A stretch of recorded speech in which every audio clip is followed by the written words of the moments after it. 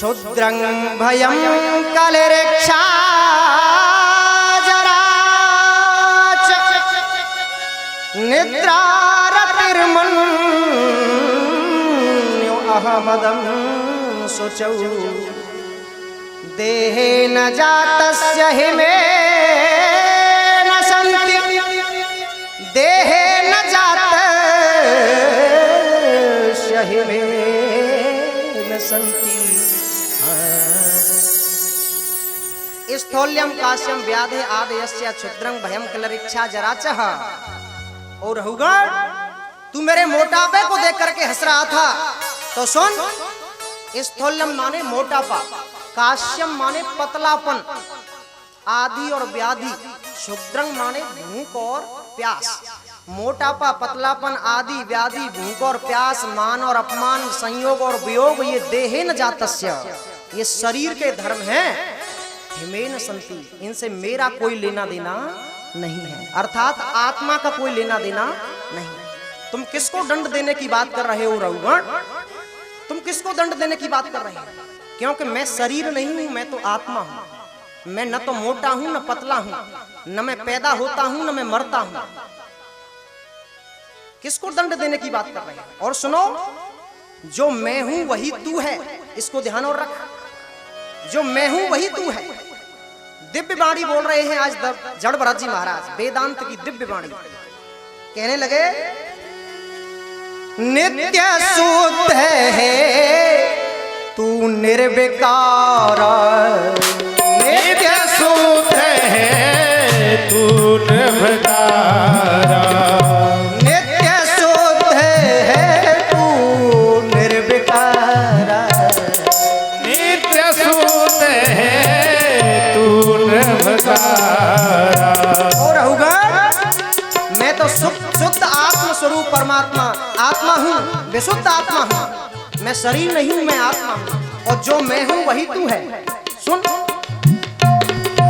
नित्य शुद्ध है तू निर्विकार, नित्य शुद्ध है तू निर्विकार, जन्म मरण नाहे होए तुम्हारा, जन्म मरण नाहे होए तुम्हारा, आदि जन्म मरण नाहे होए तुम्हारा, जन्म मरण नाहे होए तुम्हारा। और क्या बोले, राग द्वेष शुभ अशुभ जो कर्मा, राग द्वेष शुभ अशुभ जो कर्मा, राग द्वेष शुभ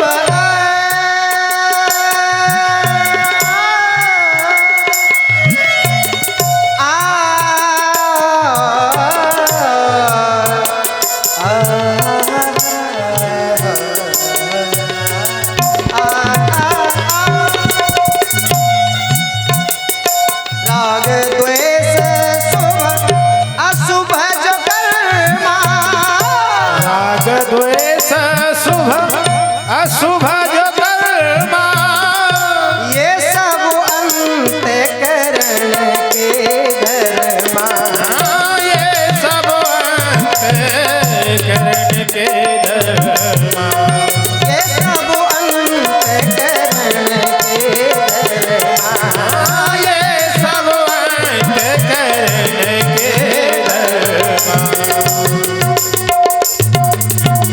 मोटापा, पतलापन, आदि, व्याधि, भूख और प्यास, मान और अपमान, संयोग और वियोग, ये शरीर के धर्म हैं। इनसे आत्मा का कोई लेना देना नहीं है, कोई लेना देना नहीं। और दूसरा सवाल तूने ये किया था कि मैं तुझे होश में कर दूंगा, तो उसको भी सुन, उसको भी सुन। विशेष बुद्धिर विबणम मनाचे, पश्यामि अन्न व्यवहार तोन्यत्, कई ईश्वरस्तत्र किमीशितव्यम्, तथापि राजन् करवामि किं ते, तथापि राजन् करवाम किमते हाजी। विशेष बुद्धिर विवरणम मनाच्चा। दूसरा सवाल तूने मेरे से ये किया था कि मैं तुझे होश में कर दूंगा, तो ओ राजा रहुगण सुनो, विशेष बुद्धिर, विशेष बुद्धि माने व्युत्थान अवस्था। व्युत्थान अवस्था किसे कहते हैं? व्युत्थान अवस्था माने व्यवहार काल। परीक्षित जी अब नया समझ में आ रहा हो? विशेष बुद्धि माने व्युत्थान अवस्था। व्युत्थान अवस्था है ना, कहते हैं व्युत्थान अवस्था। अच्छा कोई बात ना। व्युत्थान अवस्था माने व्यवहार काल, और व्यवहार काल कहते हैं व्यवहार काल, व्यवहार निभाना, व्यवहार निभाना। हाँ बिल्कुल, वेरी गुड। जैसे आपने मेरे यहाँ पे जरा का निमंत्रण भेजा है, तो मैं भी तो आपको जरा का निमंत्रण दूंगा। ये होता है व्यवहार निभाना है। मेरे यहाँ पे तुम्हारे काज छोचकम एक टहनिया आई, तो तुमने मेरे काज तो एक टहनिया देंगे कि ना देंगे? अब तो समझ गए, ये होता है व्यवहार का, व्यवहार का, व्यवहार निभाना। व्यवहार में ऐसा देखा जाता है राजा रघुगण कि मैं बड़ा हूँ ये छोटा है, मैं ऊंचा हूँ तू नीचा है, मैं अधिकारी हूँ ये कर्मचारी है, मैं राजा हूँ ये नौकर है। व्यवहार में ऐसा देखा जाता है। मेरे यहाँ पे तो राजा रघुगण न कोई छोटा है न कोई बड़ा है, न कोई ऊंचा है न कोई नीचा है, न कोई राजा है न कोई नौकर है, न कोई अधिकारी है न कोई कर्मचारी है। मेरे यहाँ पे तो सब एक बराबर है, एक। हाँ फिर भी तू राजा है, फिर भी तू राजा है रघुगण, राजा है। तुझे राजा पने का अहंकार है, तुझे राजा पने का अहंकार है। तो बता राजन, बता मैं तेरी क्या सेवा करूं, क्या सेवा करवाम किमते, क्या सेवा करूं? और सुन, तू नौकर को सबसे नीचा समझता है ना, तो एक काम कर, नौकर हुए अगर कोई छोटी पोस्ट होते हुए, नौकर से भी छोटी नीची कोई पद हो नीचा, तू भैया बाय मानने हुए उसे समझ ले मुझको। राजन बता मैं तेरी क्या सेवा करूं, मे यू हेल्प यू, बता मैं तेरी क्या सेवा करूं, मैं तेरी क्या सहायता कर सकता हूं? दो सवाल हो गए। तीसरा सवाल तूने मेरे से ये किया था कि मैं तेरा इलाज कर दूंगा। इलाज तो मेरा इलाज करेगा तू, मेरा? उन्मत्त जन्मस्तु संस्था गतस्य वेवीर चिकित्सतेन, उन्मत्त मत्त जन्मस्तु संस्था गतस्य वेवीर चिकित्सतेन। चाहे मैं उन्मत्त हूँ, चाहे मैं प्रमत्त हूँ, चाहे मैं प्रमादी हूँ, चाहे मैं मूर्ख हूँ, चाहे मैं पागल हूँ, चाहे मैं जड़ हूँ, ना वरना कोई लो, चाहे मैं प्रमत्त हूँ, प्रमत्त कहते हैं प्रमादी को, चाहे मैं उन्मत्त हूँ, उन्मत्त किसे कहते हैं? उन्मत्त कहते हैं उन्मादी को, उन्मादी, उन्मादी को होवे, उन्मादी गाँव में कहते हैं कि कौन है या कोई बीमारी है तो उदमाय रोए, उदमादो है ना, उदमाय रोए मस्ताय रोए है। तो उन्माद नाम का एक रोग होता है, रोग जिससे बीमारी बन जाती है, दिमाग की बीमारी। तो चाहे मैं उन्मादी हूँ, चाहे प्रमत्त हूँ, चाहे जड़ हूँ, चाहे पागल हूँ, चाहे मूर्ख हूँ, कैसा भी हूँ, जैसा भी हूँ, अपनी अवस्था में स्थित रहता हूँ, अपने स्वरूप में स्थित रहता हूँ। तू मेरा क्या इलाज करेगा, मेरा इलाज क्या करेगा तू? और चौथा सवाल तूने मेरे से ये कहा था, ये किया था कि मैं तुझे सिखा दूंगा, मैं तुझे पढ़ा दूंगा, तो मुझे पढ़ाएगा तू? अर्थ क्रियान भवतान शिक्षितेन स्तब्ध प्रमत्तस्य पिट्ट पेशः, तू मुझको पढ़ाएगा? मुझको पढ़ाना माने पिट्ट पेश, पिट्ट पेश माने पिसे पिसाए को पीसना, पिसे पिसाए को पीसना। भाई पिसे पिसाए को क्या पीसना है? तो पढ़े पढ़ाए को क्या पढ़ाना है? उनका कहने का अर्थ ये है, तात्पर्य ये है कि मुझको पढ़ाना माने पिट्ट पेश माने पिसे पिसाए को पीसना। चक्की पे हम पिसे पिसाए आटो ले जाते हैं कि अनाज ले जाते हैं? अनाज ले जाते हैं कि नहीं पिसाने के लिए? तो मुझको क्या पढ़ाएगा तू? मुझको पढ़ाना माने पिसे पिसाए को पीसना, मुझको पढ़ाना माने चबे चबाए को चबाना, मुझको पढ़ाना माने कोई निरर्थक कार्य करना, निरर्थक कार्य करना। ये चार श्लोकों के माध्यम से चारों सवालों के उत्तर जैसे ही दिए और मजदूरों से बोले स्वामी जी भैया ले चलो जाए, बहुत बड़ा आदमी है, ले चलो जाए, ले चलो। और जैसे ही ये चार श्लोक सुने रघुगण ने अपने कानों से, वेदांत के श्लोक, तो रघुगण भी पढ़ा लिखा था सज्जनों, शिक्षित आदमी था, पढ़ा लिखा था। और जैसे ही ये श्लोक सुने वेदांत के, पालकी में से धड़ाम सीना स्वामी जी के चरणों में गिर पड़ा। स्वामी जी मुझे बचा लो, स्वामी जी मुझे क्षमा कर दो, महाराज जी मुझे क्षमा कर दो, गुरुदेव मुझे क्षमा कर दो, क्षमा कर दो। स्वामी जी के चरणों में गिर पड़ा। ओ स्वामी जी, मैंने ये क्या कर दिया, ये क्या कर दिया? तुम जैसे विद्वान आदमी की मैंने बेइज्जती कर दी, तुम जैसे विद्वान पढ़े लिखे आदमी की मैंने बेइज्जती। कष्टम निगुणस्य रसी दुजानाम विवर्ष सूत्रम कतवो वधूतम। ओ स्वामी जी, आप जनेऊ पहने हुए हो, जनेऊ धारण किए हुए हो, कहीं आप कोई ब्राह्मण तो नहीं स्वामी जी? आहा, मैंने ये क्या कर दिया, ये क्या कर दिया? मैंने आप जैसे विद्वान आदमी की बेइज्जती कर दी। स्वामी जी, मैं इस दुनिया में किसी से नहीं डरता, किसी से नहीं डरता। डरता हूं तो केवल एक बात से डरता हूं। कौन सी बात से? बोले, ना हम विशंके सुरराज वज्रा, न त्रयक्ष शूला नियमस्य दंडा, न अग्नि अर्क सोमो अनल वित्र पास्त्रास्के, ब्रसम ब्रह्म कुल अपमानात्। ना हम विशंके सुरराज वज्रा, सुरराज कहते हैं इंद्र को, मैं इंद्र के वज्र से भी नहीं डरता हूं, यमराज के दंड से भी नहीं डरता हूं, भगवान शंकर के त्रिशूल से भी मैं नहीं डरता। मैं न अग्नि से डरता हूं, न सूरज से डरता, न आकाश से डरता, न चंद्रमा से डरता, न वायु से डरता, इन देवताओं से भी मैं नहीं डरता। मैंने दुनिया में किसी से नहीं डरता। डरता हूं तो केवल एक बात से महाराज जी, कि किसी विद्वान आदमी की मेरे द्वारा बेइज्जती न हो जाए। मैंने ये क्या कर दिया स्वामी जी, ये क्या कर दिया गुरुदेव, ये क्या कर दिया? मुझे क्षमा कर दो, क्षमा कर दो। और महाराज जी, आपने ये जो प्रश्न किए हैं, आहा, इतने अच्छे प्रश्न किए हैं। एक निवेदन करूंगा आपसे। वैसे डर तो मुझे लग रहा है तुमसे। बोले, डरने की कोई बात नहीं है, जो बात करनी है वो निर्भीक होकर के कहो। हम ब्राह्मण तो अवश्य हैं, लेकिन खतरनाक वाले ब्राह्मण नहीं है। तो साफ दे दे तो प्रभु जैसे ना है, निर्भीक होकर के जो कुछ पूछना है पूछो। अच्छा, तो महाराज जी एक बात बताओ, एक निवेदन कर रहा हूं कि आपने अभी ये कहा था मेरे से कि रघुगण, मैं शरीर नहीं हूं, मैं आत्मा हूं। मैं शरीर नहीं हूं, मैं आत्मा हूं। तो महाराज जी हमें एक बात बताओ। रघुगण ने यहाँ पे दृष्टांत दिया, दृष्टांत उदाहरण दिया कि हमें एक बात बताओ कि हमने चूल्हा जलाया और चूल्हे पर बटलोही रखी और बटलोही में पानी भर दिया, उसमें चावल डाल दिए। आदरणीय श्री काका श्री, बटलोही पे पानी भर दिया, चावल डाल दिए और उसको आंच पर चढ़ा दिया, आग पर चढ़ा दिया।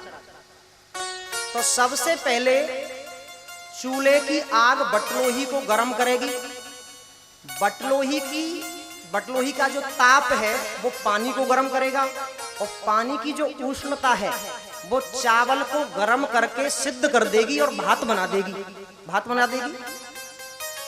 तो जैसे चावल सिद्ध हो जाता है चूल्हे पर रखने के बाद, एक दूसरे के संपर्क से जैसे चावल सिद्ध हो जाता है, ठीक उसी प्रकार से जब हमारे शरीर में ये आत्मा है, भाई हम शरीर को कोई कष्ट पहुंचे शरीर को, तो शरीर में जुड़ी हुई इंद्रियों को कष्ट होगा कि नहीं होगा?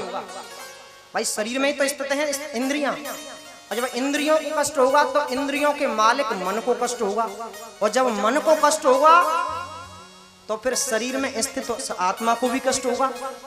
भाई आत्मा को अगर कष्ट नहीं होगा तो फिर हम रातों दिन क्यों चिल्लाते रहते हैं कि हाय राम हम मरे, हम बड़े परेशान हैं, हम बड़े दुखी हैं, क्यों चिल्लाते रहते हैं? आत्मा को कष्ट होगा कि नहीं होगा? तो आप कह रहे हो कि मैं शरीर नहीं हूं, मैं आत्मा हूं, मुझे कोई कष्ट ही नहीं होता, मुझे कोई बाहर नहीं होता है, मुझे बाहर ही नहीं लगता, वजन ही नहीं लगता। तो रघुगण की ओर देख करके हंसने लगे स्वामी जी। स्वामी जी ने कहा, रघुगण वैसे तुम हो तो बड़े मूर्ख हो, तुम कुछ भी नहीं जानते, तुम कुछ भी नहीं जानते, लेकिन तत्व ज्ञानियों के बीच में बैठ करके तुमने तत्व की बातें करना सीख लिया है, तुम बिल्कुल मूर्ख हो। सुनो, तुम ये जो बटलोही चावल चूल्हे वाली बात कर रहे हो ना, चूल्हे चावल बटलोही वाली बात कर रहे हो ना, आग वाली, ये सब सावयव पदार्थ हैं। शब्दों पे जरा ध्यान देना। सावयव माने, सावयव किसे कहते हैं? माने चावल को हम छू भी सकते हैं, पकड़ भी सकते हैं, देख भी सकते हैं, पकड़ सकते हैं, देख सकते हैं, छू सकते हैं, लेकिन रहुगण, आत्मा को किसी ने देखा है? आत्मा को किसी ने पकड़ा है? आत्मा को किसी ने छुआ है? शरीर से जब आत्मा निकल के जाता है तो उसको आते जाते किसी ने देखा है क्या? तुम इनकी बात कर रहे हो, चावल की, बटलोही की, आग की, ये सब सावयव पदार्थ हैं, इनको देख सकते हैं, छू सकते हैं, पकड़ सकते हैं, लेकिन आत्मा को आज तक ना तो किसी ने देखा, ना किसी ने छुआ, ना पकड़ा। वो तो निरअवयव तत्व है, निरअवयव, उसमें कोई अवयव नहीं है और इनमें अवयव है। इसलिए आत्मा तो परम सूक्ष्म तत्व है, आकाश की तरह व्याप्त है। जैसे आकाश व्याप्त है ना, आकाश को कोई काट नहीं सकता, कोई गला नहीं सकता, कोई सुखा नहीं सकता, कोई कुछ नहीं बिगाड़ सकता। जैसे आकाश परम सूक्ष्म तत्व होने की वजह से उसका कोई कुछ नहीं बिगाड़ सकता, उसी प्रकार से ओ राजा रहुगण, ये आत्मा परम सूक्ष्म तत्व है। इसलिए नैनम छिन्दन्ति शस्त्राणि नैनम दहत पावकः न चैनम क्लेदयन्ता पूर्ण शोषयति मारुतः। इस आत्मा को न तो कोई काट सकता, शस्त्र काट नहीं सकता, आग जला नहीं सकती, हवा सुखा नहीं सकती और पानी गला नहीं सकता। ये तो परम सूक्ष्म तत्व है। चरणों में गिर पड़ा स्वामी जी, भाई आपकी थाना है पैर भाई, आहा थाना है पैर। और सुन रहुगण, अब तू पूछ रहा है तो सुन फिर। देख, आज तूने अहंकार में आकर के कितनी बड़ी बड़ी बात करी है। मैं बताऊं तुझे, या धरती पे तो जैसे न जाने कितने आएंगे तेरे जैसे अहंकारी, और तेरे जैसे और कितने कितने बलवान, कितने बड़े धनवान, ऐश्वर्यवान, प्रतापी, न जाने कितने पैदा हुए। उन सब के अहंकार एक ना एक दिन चूर हो जाते हैं। बोले अपड़ारे सब गर्व और घमंड सब रे घट जात।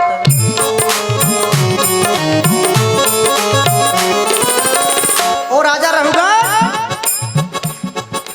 अपड़ारे सब गर्व और घमंड सब रे घट जात।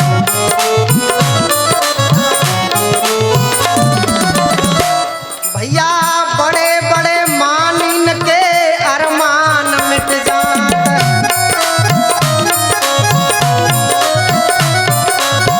बड़े बड़े मानिन के अरमान मिट जात।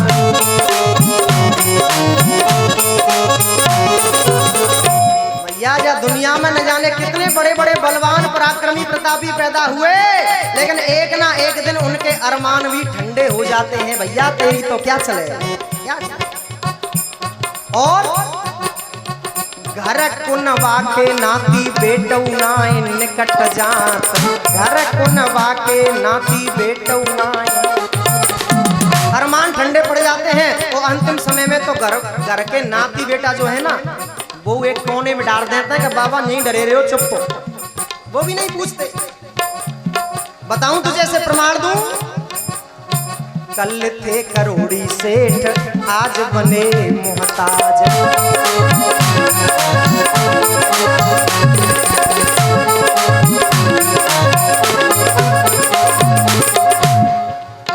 कल थे करोड़ी सेठ, आज बने मोहताज।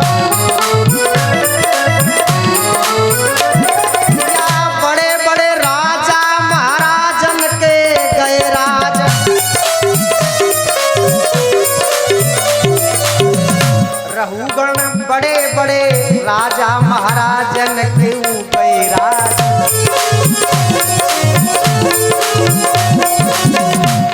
वो राजा रहुगण इस धरती पे न जाने कितने बड़े बड़े बलवान, प्रज्ञावान, धनवान, ऐश्वर्यवान, न जाने कितने बड़े बड़े प्रतापी आए।